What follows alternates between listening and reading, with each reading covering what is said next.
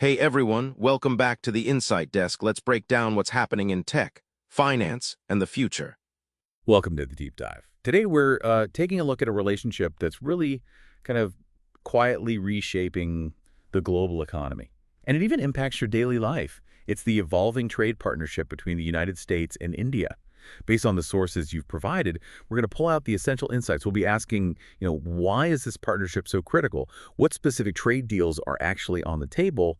And importantly, how could they affect everything from tech and manufacturing, agriculture, services?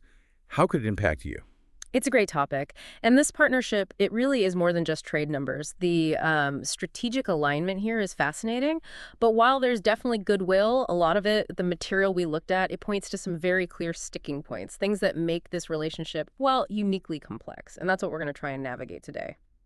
Okay, let's unpack this then. First, just the sheer scale of it all. The United States isn't just a trading partner for India, it's India's largest. We're talking bilateral trade surpassing, what, an incredible $200 billion last year, goods and services? That's right. A huge number. And as the reports highlight, the significance goes way beyond just tariffs and quotas. This really folds in strategic alignment in critical areas, technology, defense, and something everyone's focused on now, resilient supply chains. That strategic piece feels really important. It is. What's truly fascinating is how that alignment deepens the stakes. It's not just about, traditional commerce anymore. It's sort of about building this foundational trust. Trust that supports collaboration on a global scale. Yet the research is very clear. These historical friction points, they persist. To what specifically? Well, we see recurring disputes over digital taxes, right? The ones impacting U.S. tech giants. There are these perennial disagreements on agricultural market access, always tricky. And then ongoing concerns about labor and environmental standards. Okay. The underlying tension, it often seems to come down to differing developmental priorities versus, established market practices. It creates a really complex negotiation landscape. That complexity is definitely striking. And it makes you wonder then, with all these sort of historical sticking points, but also this strategic imperative pushing them together. Right. What are the sources telling us is actually shifting? Like in the negotiations right now, What's changing? Yeah, that's the pivotal question, isn't it? Despite all the complexities, the analyses suggest we're seeing real movement. Movement on several key fronts. This is after multiple rounds of talks. It's not about some single grand bargain, not yet anyway. It's more a series of targeted efforts. Okay, like what?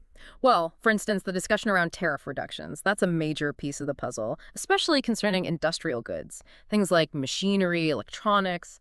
And what the sources really underscore here is this isn't just about, cheaper washing machines for consumers. It's more strategic. It's about integrating supply chains for next generation technologies.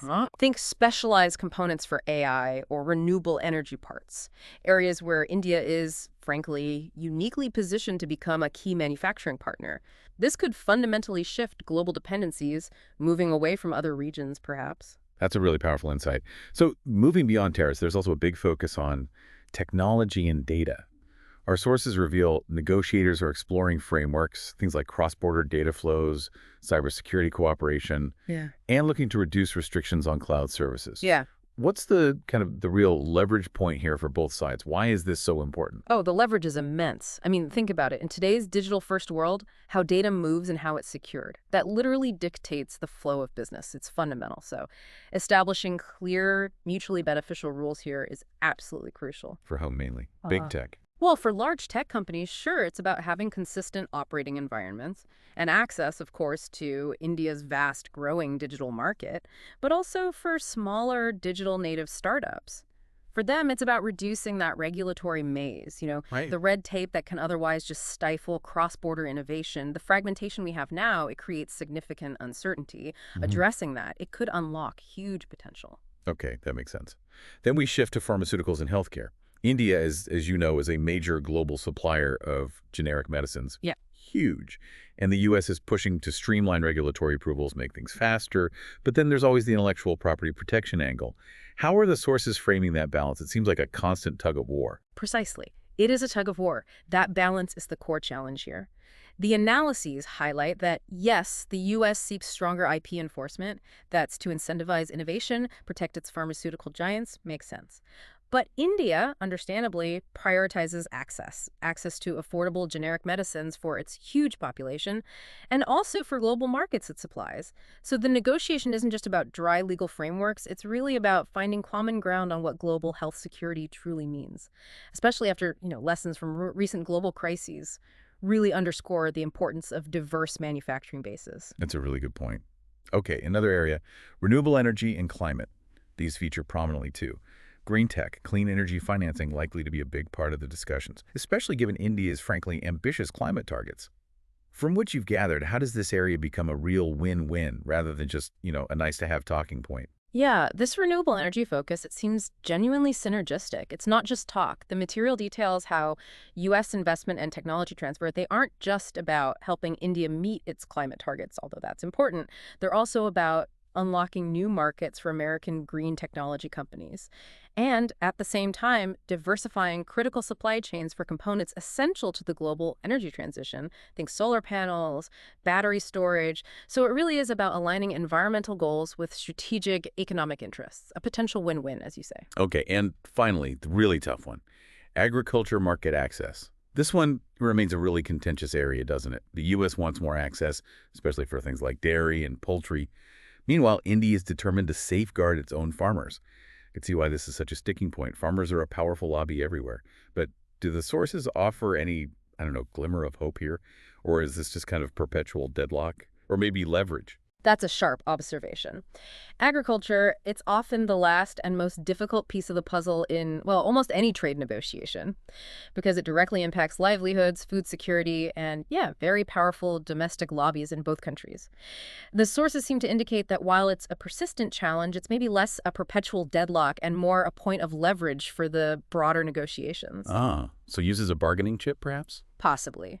Any progress here is likely to be incremental, maybe focusing on niche products or specific phytosanitary standards, the technical stuff, rather than wide open market access. That would likely face significant domestic resistance in India. It's very sensitive. Okay, that framework makes sense.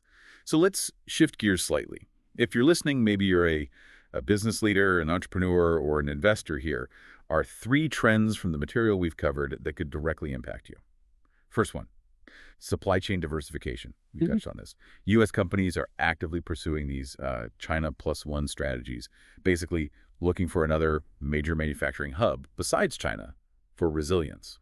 And India is clearly positioning itself as a reliable alternative here. Yeah, and when we zoom out on this trend signifies a pretty fundamental shift in global manufacturing patterns. For businesses, this means actively exploring new sourcing, new production locations, maybe beyond the traditional hubs.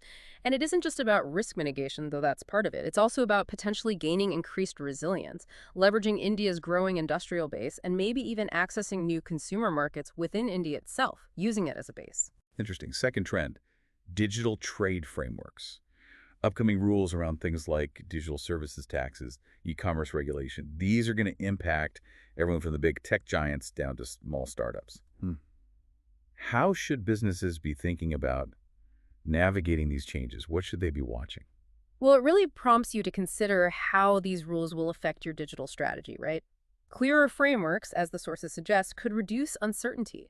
Reduce compliance costs for companies operating across borders. That's the upside. However, depending on how the final agreements shake out, they could also impose new obligations, maybe on data localization or revenue sharing, things like that. So businesses really need to monitor these developments closely, understand how they might shift the competitive landscape for digital services. It's dynamic. Definitely one to watch. And third trend, climate financing. We talked about the potential win-win. We're talking about significant investments flowing into renewable infrastructure, technology transfers. These could create opportunities across a whole range of sectors.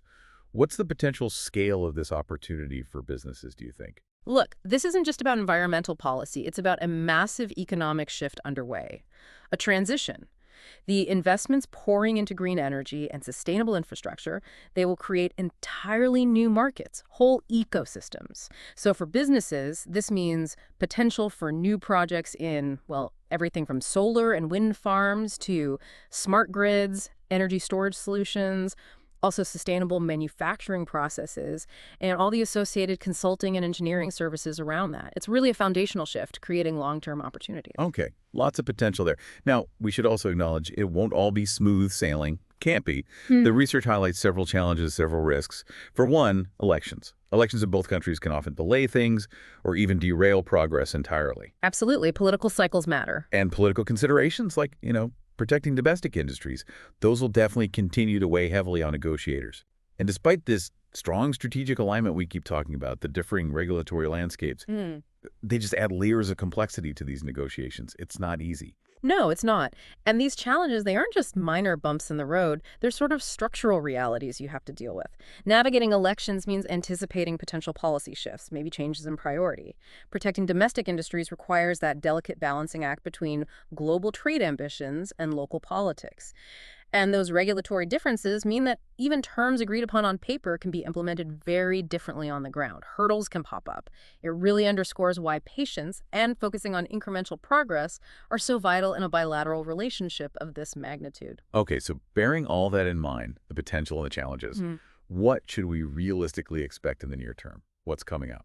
In the near term, I'd say look for incremental agreements. Don't expect a big bang. Look for sector-specific deals, maybe wins in areas like tech or green energy first, and continued efforts on regulatory harmonization, aligning standards, making things work more smoothly, a comprehensive free trade agreement, an FTA. That still feels like a longer-term aspiration. But the analysis suggests that even these smaller targeted trade packages, they could unlock billions in new opportunities across various sectors. So they still matter a lot. Right. And I think this reinforces that crucial overarching message we pulled from the material.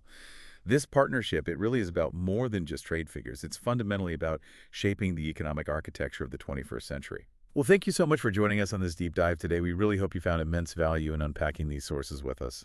Absolutely. And maybe as we consider how this partnership is shaping that economic architecture, here's a final thought for you to mull over. How might these seemingly incremental steps, these sector deals, these regulatory alignments in U.S. India trade, how might they cumulatively over time actually redraw global economic maps? Think about the ripple effects, not just on innovation and supply chains, which we discussed, but maybe even on broader geopolitical stability for decades to come. It's a vast horizon, certainly one worth exploring further on your own.